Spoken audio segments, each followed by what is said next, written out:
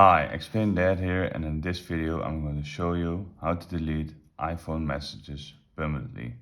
Make sure you stay to the end so you don't miss any of the important steps. Like the video and subscribe to the channel for more content. Let's begin.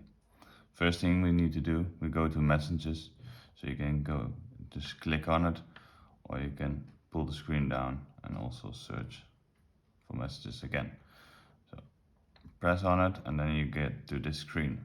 If you want to delete a messages you don't need it anymore, you can swipe to the left and you get two notifications, one for no sounds and the other one for delete it. If you press on the red one, delete, then press it again.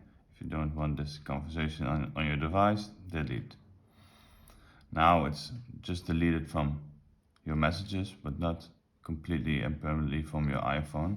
So if you want to do that, just press on the left hand corner on Edit and Show Recent Deleted Messages. And then you get to this page, and then you can, if you want to select the different ones that you want to have deleted, and just press on Delete. So delete for messages, press OK.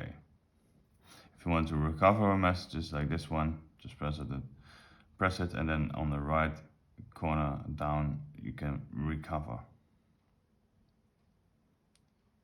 And now the messages are permanently